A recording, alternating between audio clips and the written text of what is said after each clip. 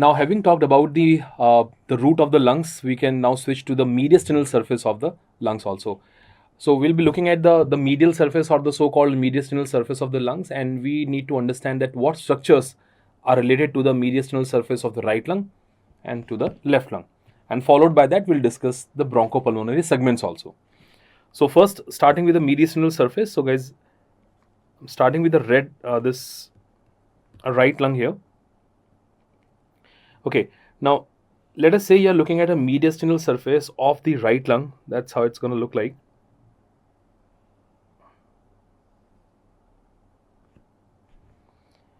And let's presume this here is the root of the lung. So we don't have to talk about it. We already know about the root of lung and its relations. Now, what structure we expect to see is in relation to this medial surface or the mediastinal surface of the right lung. Now, the things which are in between will be related to both the lungs. Like if we talk about the trachea and the esophagus, so they'll have a mediastinal impression on both the right and the left lung. So one thing that you will see is the esophagus there will be the esophageal impression. There will be the esophageal impression. So we have an esophageal impression there. And in front of that, there will be a tracheal impression. Just trying to use a different color so that it's easy to differentiate them. So the one which I'm highlighting with the yellow here, the one which is going behind the root of lung, of course, it is a esophagus is a content of posterior mediastinum. So you will see it behind the root of lung. So this is the esophageal impression. And the one in front of it, this here is a tracheal impression. You may not see the impression of everything. I mean, we have impression or relations of the vagus nerve and phrenic nerve also. Although we call them, they are having an impression on the lungs, but you may not be able to appreciate these impressions in a real-time section. So you just might say, okay, these are the relations of the mediastinal surface. Let me keep labeling them. This here is the esophagus, the esophageal impression. So esophagus, and that is the trachea. Okay. Now, what you'll see along with the trachea running in the tracheoesophageal group, the vagus nerve. So the vagus nerve will also be seen running like this. So there is the right vagus. Vagus nerve ultimately goes behind the hilum of the lung. This relation, it changes from the neck to the thorax. If you remember, in the head and neck, we discussed when we saw the transverse section of the neck, we said that phrenic nerve is in front. Phrenic nerve is in front of scalenus anterior, but it was behind the prevertebral fascia. So basically, phrenic nerve was behind the prevertebral fascia, and the vagus nerve was the content of carotid sheath. So obviously, carotid sheath is more anterior. So when you compare the phrenic nerve and vagus nerve in the neck, phrenic nerve is behind and vagus is in front. But by the time they reach the thorax, obviously the relation changes now.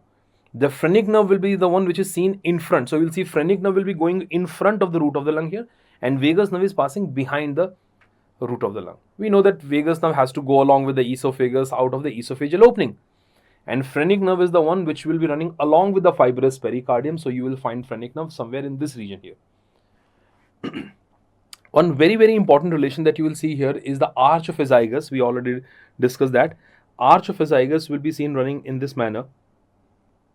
And that arch of azygos is draining into what? It is draining into the superior vena cava. So you also have the impression or the relation of superior vena cava. See, one thing leads to another. So again, we don't have to mug it up. If you know there's an impression for the arch of azygos, if this here is the arch of azygos, so obviously there will be the impression or the relation for superior vena cava also. Superior vena cava is also lying toward the right side. And superior vena cava, it is found by the brachiocephalic vein, the right and left brachiocephalic vein. This being a right lung, so you will see the impression of the right brachiocephalic vein in the upper part.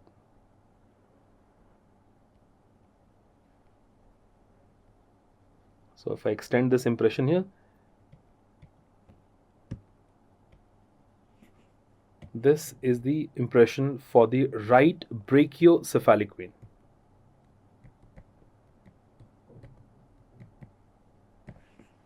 Right, makes sense. Not only superior vena cava, in fact, inferior vena cava also is along the right border of the heart itself. So you will also see the impression or the relation for the inferior vena cava. So that is the impression or the relation for the IVC. And as I just mentioned, phrenic nerve, guys, phrenic nerve is adherent to the fibrous pericardium. Phrenic nerve is adherent to the fibrous pericardium. So you will see the phrenic nerve is running in front of the root of the lung like this.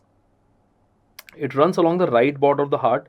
So that's how you will see the phrenic nerve is coming down. So this is the impression or the relation for the right phrenic nerve. I repeat again, the vagus nerve will be seen running behind the hilum and phrenic nerve is seen in front of the hilum of the lung. Okay. Now, obviously, superior and the inferior vena cava, they are related to which chamber of the heart? The right atrium. So you will also see the impression for the right atrium also. So I can say this here is the right atrial impression. So this overall are the mediastinal relation of the right lung. So what involves in it? That is, we have esophagus, we got trachea, we got a right vagus nerve, of course, in between in the tracheo-esophageal group, that will be the right vagus. We got an arch of azygous vein which arches above this root of the lung, drains into superior vena cava. Superior vena cava is formed by the two brachiocephalic. We are looking at the right lung, so obviously right brachiocephalic vein impression is there. Then superior and the inferior vena cava, they both are going into the right atrium, so right atrial impression is also there. And of course, the phrenic nerve, which is right phrenic nerve running along with the right border of the heart, will also be seen running in front of the hilum of lung.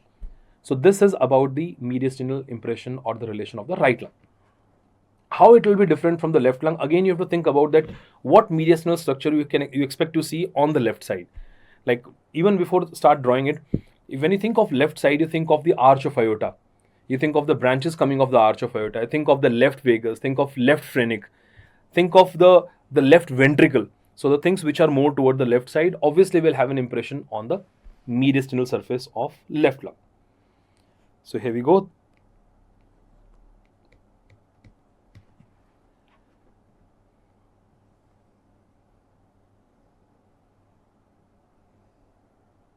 So I'm sure you must have understood why I drew this notch here. That's a cardiac notch. Clearly that is a cardiac notch here. So this is the left lung, and once again, as this here is the root of the lung. Just for your orientation sake, I mean in this picture, this is superior, this is inferior, that is anterior, and this is posterior. So this is the anterior side and that is the posterior side. Okay. So as I said, what we'll be looking at, the major impressions that you will appreciate here, so the first and the most important, that is the arch of aorta and descending thoracic aorta. So you'll see the impression for the arch of aorta, and then you see it descend behind the hilum like this as a descending aorta.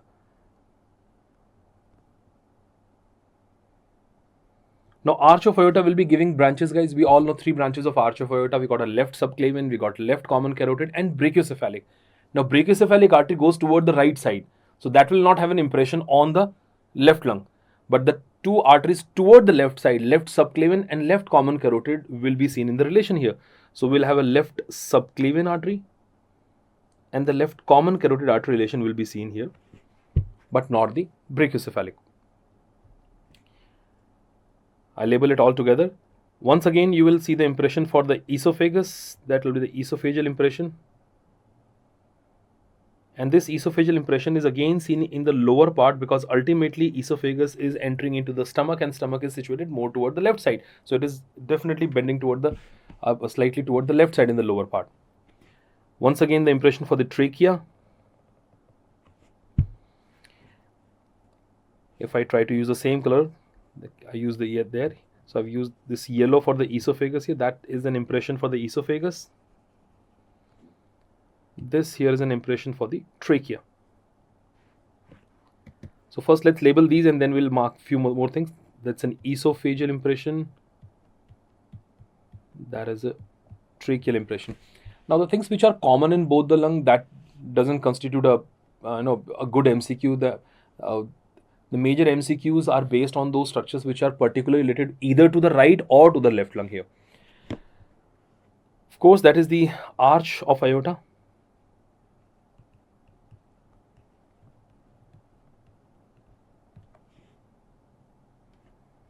This is the descending thoracic aorta.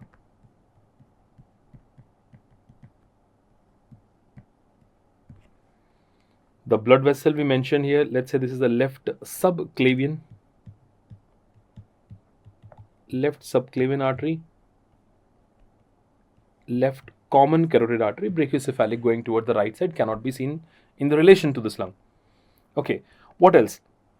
Once again, talk about the vagus and the phrenic now, guys, where we expect to see vagus again in the tracheoesophageal groove. So this is where the vagus is. This is the left vagus here. This is the left vagus. Look at this. But the important thing to note here, this left vagus nerve will be giving off a branch below the arch of aorta and ligamentum arteriosum and going back, called as a recurrent laryngeal nerve. Of course. So that recurrent laryngeal nerve will be seen going back in this manner. Let me just draw it till here itself. So this here is the impression for the left vagus. That's the left vagus. And here we have the left recurrent laryngeal nerve. Let me find out a suitable place to mark it. This is the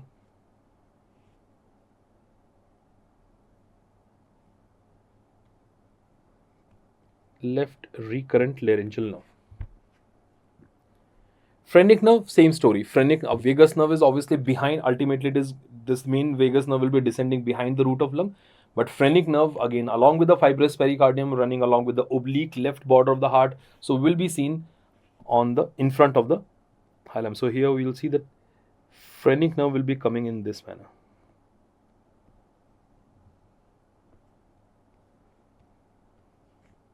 So that is an impression for the left phrenic nerve.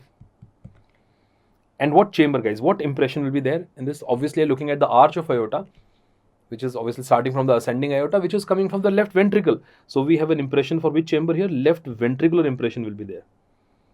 We have a right atrial impression on the right lung. Left lung is having a left ventricular impression. Now there's one more very important structure, especially on which the MCQs are targeted, and that is the thoracic duct. We'll be discussing thoracic duct in the last part of this unit. Thoracic duct, the largest lymphatic duct, is running in the midline, and then at the level of the T4, T5, this thoracic duct deviates toward the left side and then ascend upward. So when it is running in the midline, it is neither related to right lung or left lung. But above the level of the T4 and T5, you will see that it is deviated toward the left side. So you will have a thoracic duct impression or relation, I would say, present along the esophagus.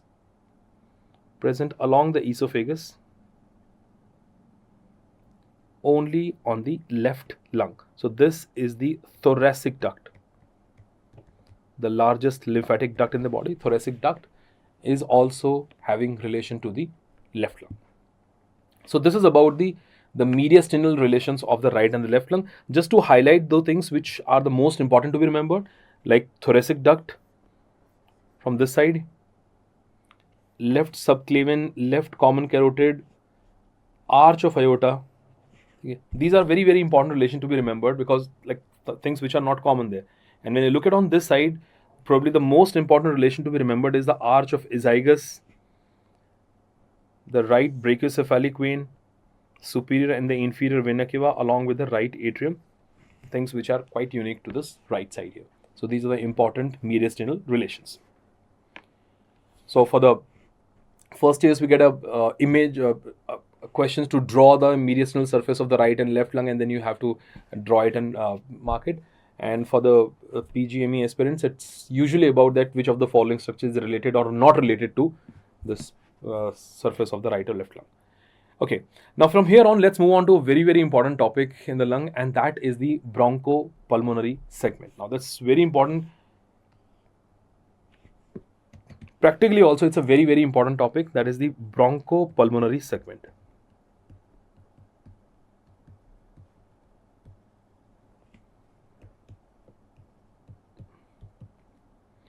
Now, before we start discussing that how many bronchopulmonary segment we have in the right lung and how many in the left lung, the first thing is that what exactly is a bronchopulmonary segment?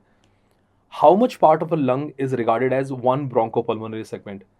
Well, as we know that trachea divides into the principal bronchus, then principal divides into the secondary bronchus, secondary divides into tertiary bronchus, and so on. Now, tertiary bronchus, we have to keep an eye on the tertiary bronchus. The area or the part of the lung which is aerated by one tertiary bronchus is called as one bronchopulmonary segment. So guys, now it's not secondary, it's tertiary, and it is a bronchus, not bronchiole. Bronchiole is a very small unit compared. So what is a bronchopulmonary segment? As we said, it is the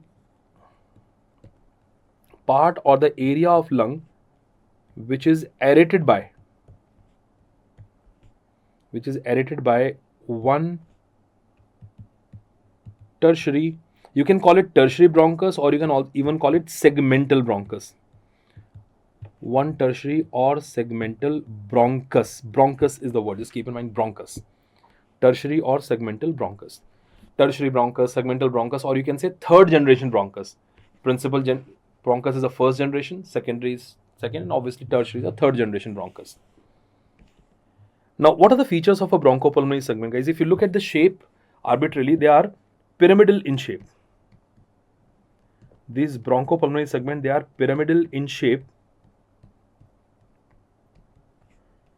And the thing is, apex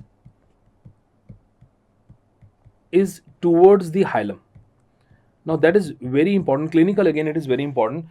Pyramidal in shape. Bronchopulmonary segmental are pyramidal in shape, but their apex is facing toward the hilum of lung. Now, no matter where the base is, you may have a base of a bronchopulmonary segment below or toward the side, on the right side or above, whatever. But ultimately, their apex is towards the hilum.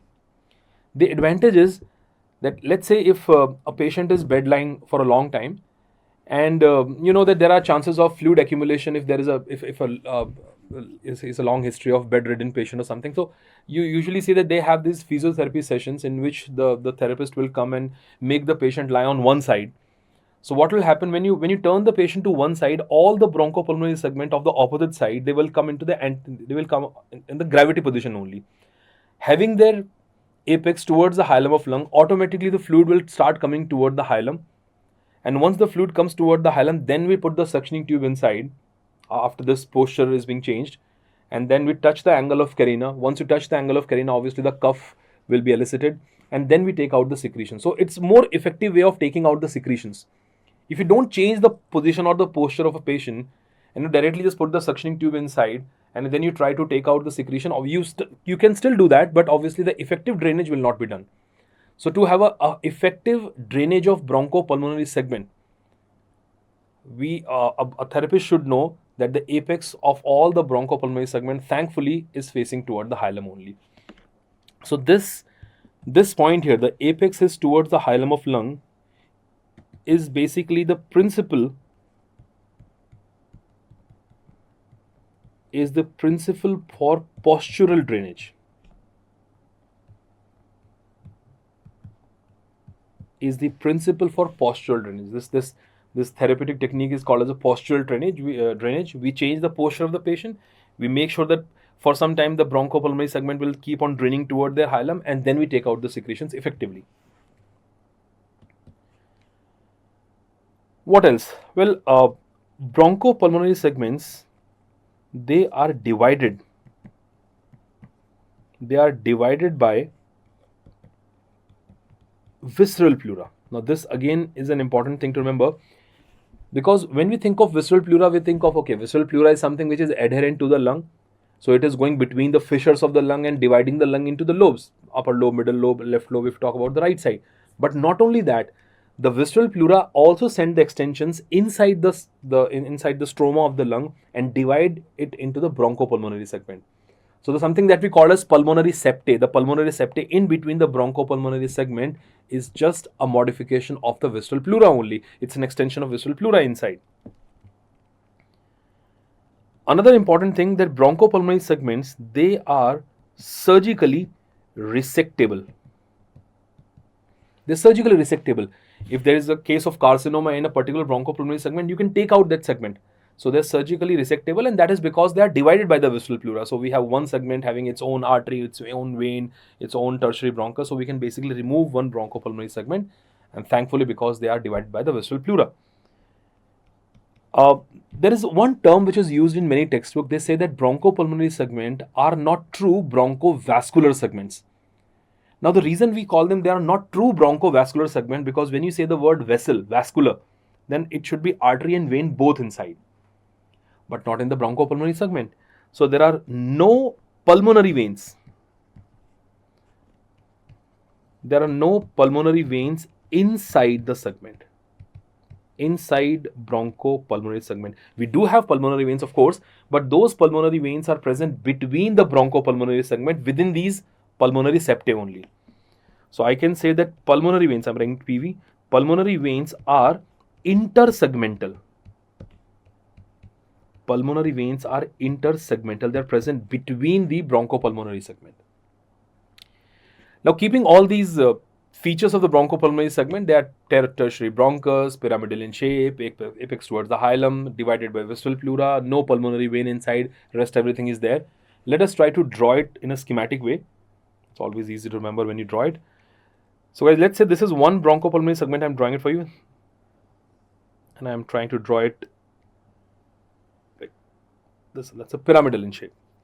And let's say there's another bronchopulmonary segment on this side here. And there's another bronchopulmonary segment here. Now what we said that all these bronchopulmonary segments, they are divided by the visceral pleura. So let's say this yellow highlighter I'm using here, this is the visceral pleura, which is present obviously on the surface. But not only on the surface, it is extending inside the stroma of the lung and dividing it into the segments. Look at that. These extensions of the visceral pleura are called as pulmonary septae.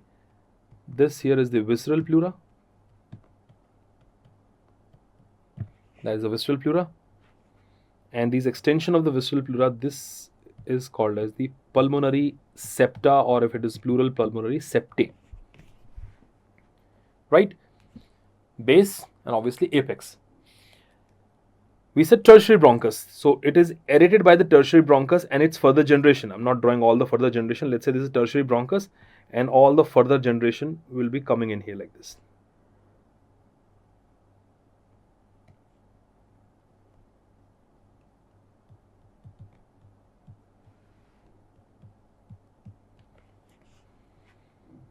What else?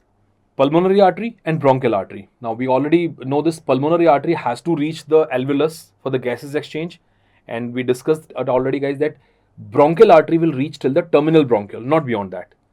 So what you will see, the one which are carrying the deoxygenated blood, that's a pulmonary artery, and you will see this pulmonary artery obviously are reaching the alveolus part. But when you talk about the bronchial artery will reach only toward till the terminal bronchiole. So we have bronchial artery, and we also have the bronchial vein leaving from here. Bronchial vessels basically. So this is the pulmonary artery. Make sure you draw the pulmonary artery with the blue, carrying the deoxygenated blood. And these are bronchial vessels. These are the bronchial vessels supplying till the terminal bronchiole. And as we just mentioned that we do not consider them as a true vascular segments because we have pulmonary artery inside the segment but not the pulmonary vein. Where is pulmonary vein? We just said pulmonary vein is intersegmental. So the pulmonary vein which is carrying the oxygenated blood will be seen running in these septae in between the bronchopulmonary segments like this. So that is a site for the pulmonary vein. Let me write it again. That is intersegmental. That is intersegmental. So this diagram is justifying all the features of the bronchopulmonary segment. Pyramidal in shape, separated by the visceral pleura called as pulmonary septae, aerated by tertiary bronchus. We have a pulmonary artery inside. We got a bronchial vessels inside, but pulmonary veins are situated in between the segments.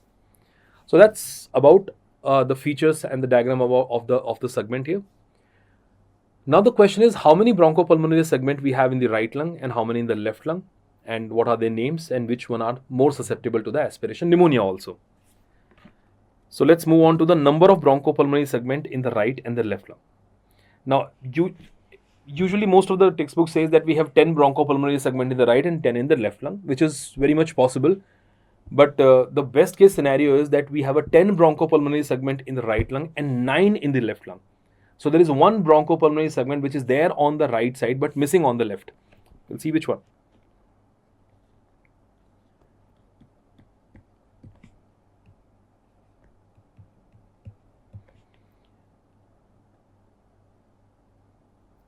Okay, so I'm going to write the bronchopulmonary segment. As we said, the best answer for the bronchopulmonary segment in the right lung is 10, and for the left lung, the best answer is 9. All the possibilities in the left lung could be 9, could be 8, could be 10, but if you have to choose one in the MCQ, go with a 9. To remember these bronchopulmonary segment, let me just go with a mnemonic here, guys. That mnemonic says A palm, P-A-L-M, A palm, palm, A palm. And once again, write A palm, or you can write more conveniently S palm. A palm, S palm, A palm, and S palm. 10 bronchopulmonary segments. So I've written 10 alphabets in front of you as an A palm and S palm. How many lobes? Obviously, in the right lung, 3 lobes. So obviously, these 10 bronchopulmonary segment are divided in 3 lobes. Few in the upper lobe, few in the middle, and few in the lower lobe. So the 3 bronchopulmonary segment, the first 3 which I have marking here, they are the bronchopulmonary segment of the upper lobe of the right lung. These 2 are the bronchopulmonary segment of the middle lobe of right lung. And these 5 are present in the lower lobe of the right lung. Let's name them. The A here stands for the apical, P is for posterior, and A for anterior. Apical, posterior, anterior. LM, lateral and medial. So in the middle lobe of the right lung, we have 2 bronchopulmonary segments. One is lateral, one is medial. They are named based on their location only. So it's not simple, it's not easy to draw. It's a very 3-dimensional diagram, because if I show the bronchopulmonary segment from the front, you'll be missing the one on the back. So in most of the textbook, the basic textbook of anatomy, they've drawn only a schematic diagram for that. They're showing all the bronchopulmonary segment to be seen from the front, which is not possible, obviously. You cannot see the one which is present on the posterior side. Like in the upper lobe, I can appreciate apical and anterior, but not the posterior. So the posterior is hidden behind. And when it comes to the lower lobe, guys, we have this bronchopulmonary segment. S stands for the superior, or also called as superior basal. Even if the word says simply superior, because I've seen it in many clinical books, they don't use the word basal, they simply call it superior. That will do. So either you say superior or superior basal is a better term. Basal, because all these segments are present in the lower lobe, so you have to add word basal to them. So the superior basal, this is posterior basal, we got anterior basal, that is lateral basal, and then medial basal. Basal in the lower lobe. So these are the 10 bronchopulmonary segments which are situated in the right lung. 3 in the upper lobe, apical, posterior, anterior. In the middle lobe, we have a lateral, medial.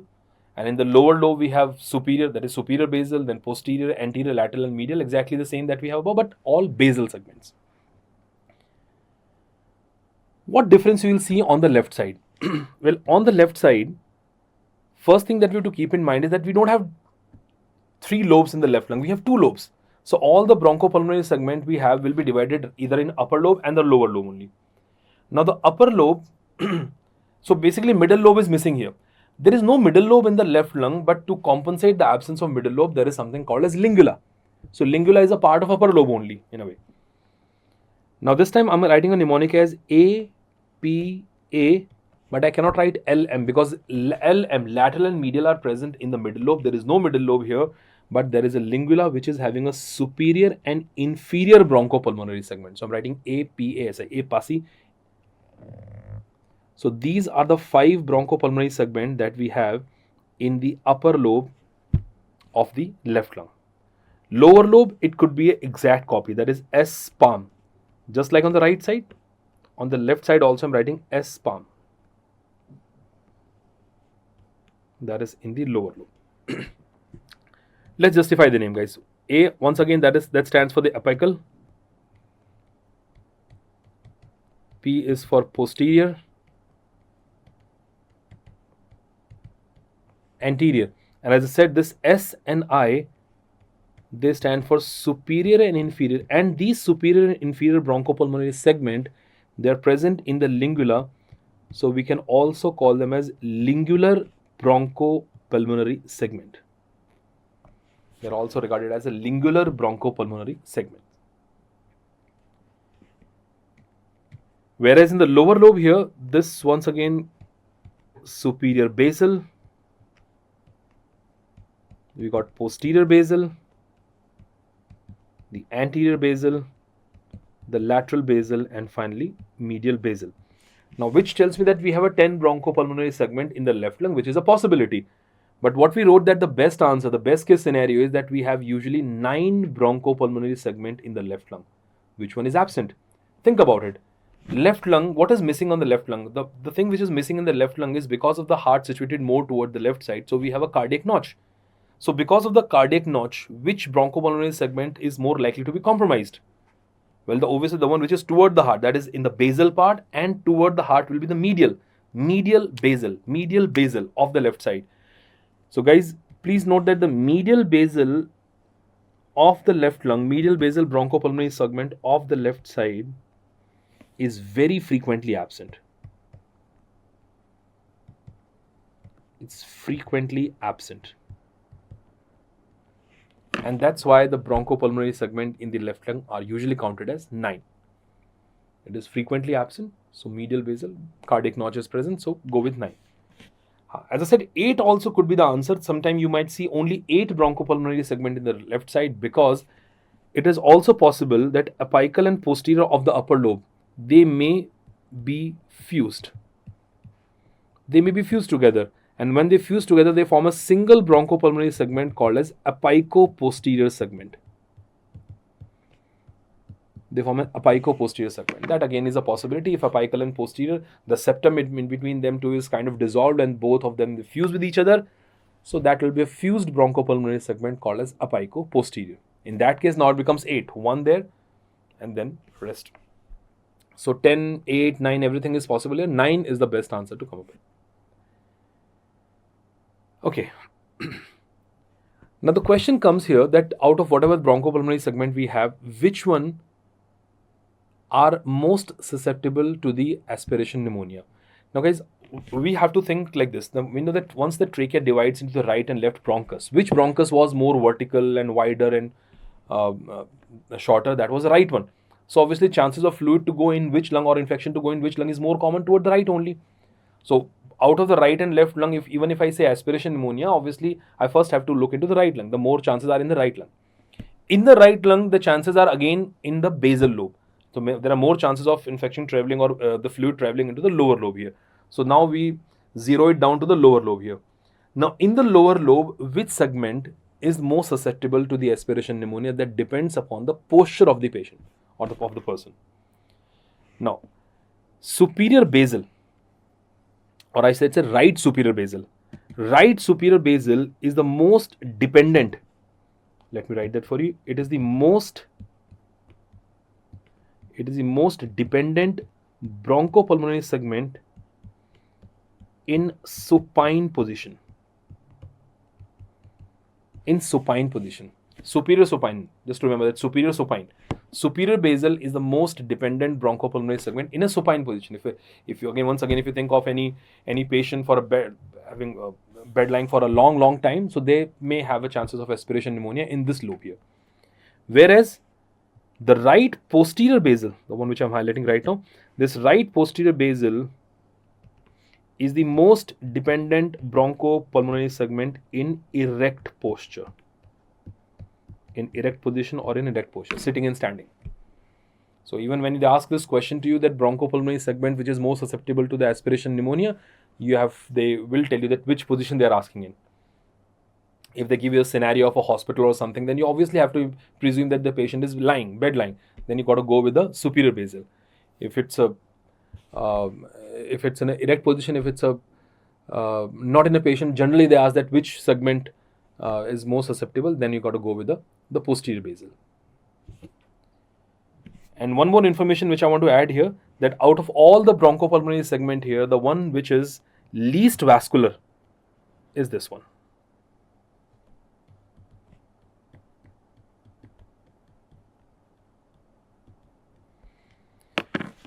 Apical segment of right upper lobe. Apical segment of right upper lobe is the least vascular bronchopulmonary segment. Is the least vascular bronchopulmonary segment. Is the least vascular bronchopulmonary segment. So that is the story about the pleura, the lung, the bronchopulmonary segment. After that, the next topic we'll move on to is the mediastinum and the heart.